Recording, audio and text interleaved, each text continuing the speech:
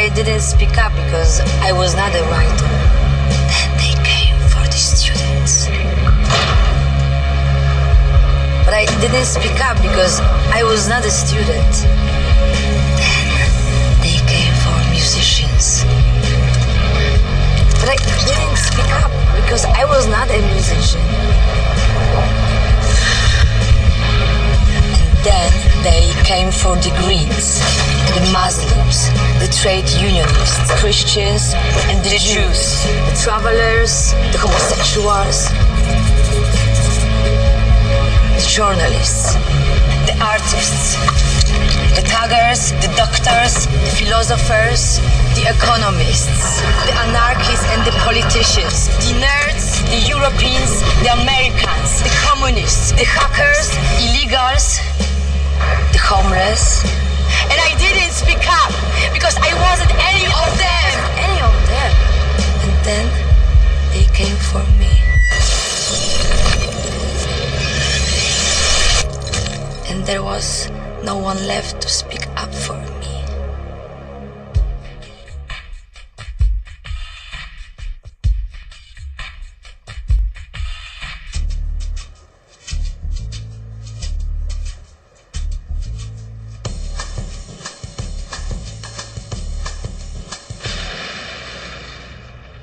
Whoa, that's not good. Oh, I don't need this. I'm already late. Somebody will come. Anybody out there? Do you have a phone? No. Sorry. Somebody! Hello? There are two people stuck on an escalator and we need help. Now, would somebody please do something?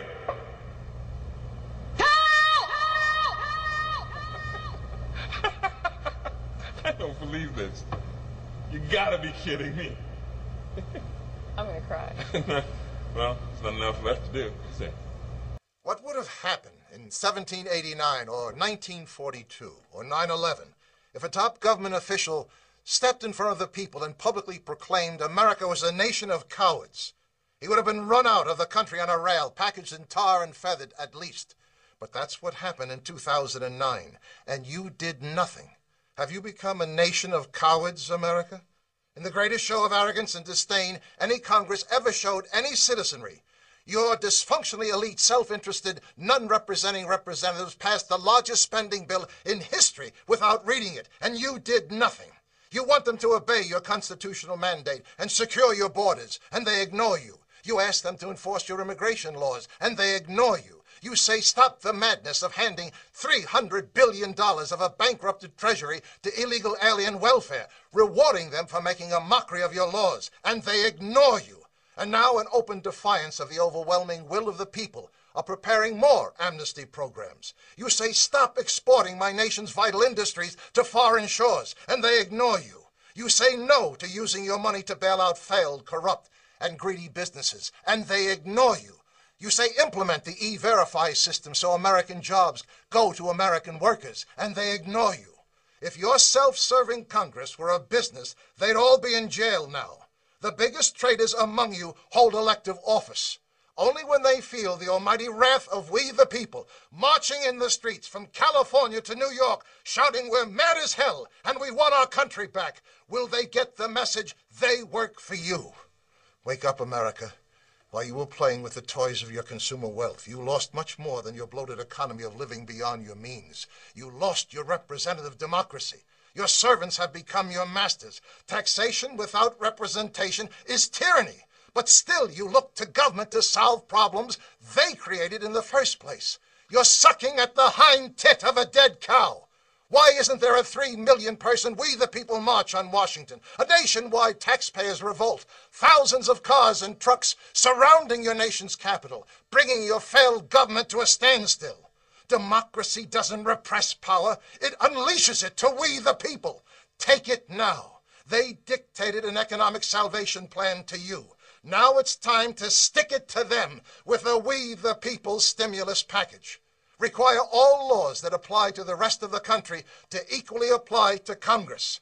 Start by first removing the elite privileges that place your non-representing representatives above you, not with you. Require all laws that apply to the rest of the country to equally apply to Congress. Repeal Congress's right to vote for their own raises.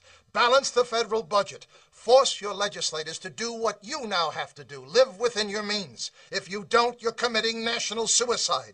Make Congress pay into the Social Security system. They make laws for it. Now they might be interested in thinking twice before they allow 20 million illegal aliens to reap the benefits of a retirement program the legal citizens paid into all their lives. Long-term power corrupts. Limit Congress from serving more than 2 terms. That's all you give your president.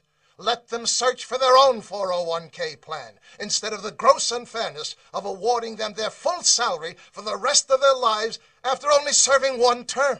Stop paying for lawmakers' insurance premiums. After all, they're only part-time employees. They might pass some laws on the insurance companies if they had to find one themselves. Throw out of office every congressman and woman who didn't bother to read the biggest spending bill in history before voting for it.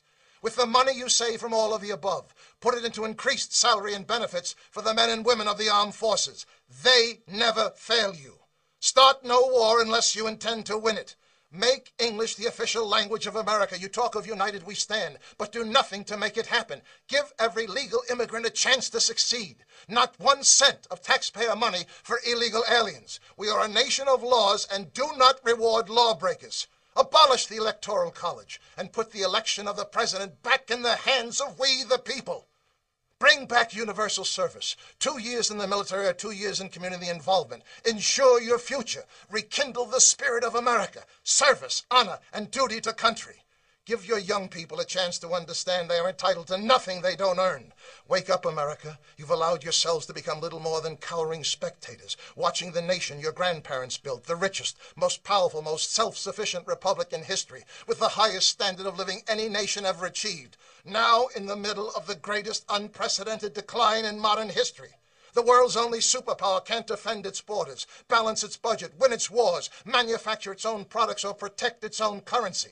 Your total government debt obligation in the next several years is approaching the gross domestic product of the entire world. You've diminished the future of your children, grandchildren, and 10 more generations of Americans. On September 11, 2001, 300 million Americans put aside what divided them and rallied around what united them. You proudly flew your flags, wore T-shirts that said, "These colors don't run." Then your leadership told you to do nothing. Let your professional army do the fighting. Perhaps you learned to do nothing too well. 233 years ago, the silent majority in Boston got fed up with taxation without representation and held a little tea party to prove the anger of we the people is on the march. It started the first American Revolution. Now it's time to start the second American Revolution. Take an envelope, put a tea bag inside. Simple. Seal it and send it to your non-representing representatives in Congress. They'll get the idea. We're mad as hell and we want our country back. Look in your mirror. There's your leader. Phone your talk radio host. Call for a tax protest. Set your internet communities on fire with the idea. But if you decide to do nothing again, then buy a gun. You'll need it.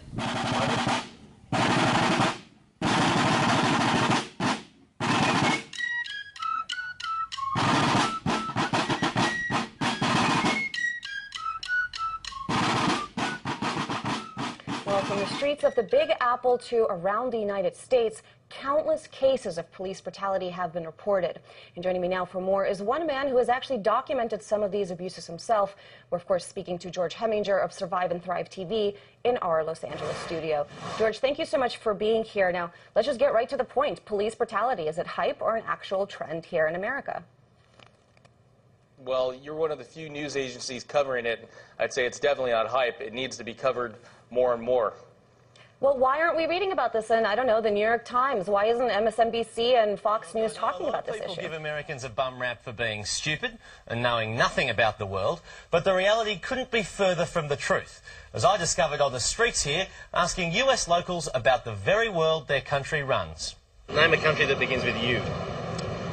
Yugoslavia? With you, Utah.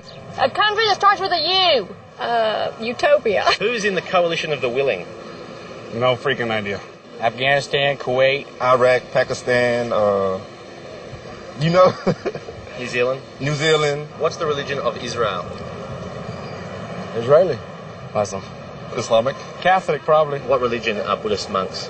Buddhist monks, Buddhist not. Islamic, I don't know. Who won the Vietnam War? We did. And who was, Wait, were we even in the Vietnam War? Okay, good. who was Fidel Castro? A singer. How many sides does a triangle have? Damn, 4. There's no sides. 1. What is the currency used in the United Kingdom? What's the currency in the United Kingdom? What is it? The United Kingdom, I don't know. Possibly American money. Queen Elizabeth's money? That's all I know. Name a country that begins with U. A country? Yeah. What about this one? What? The United States of America. I think the new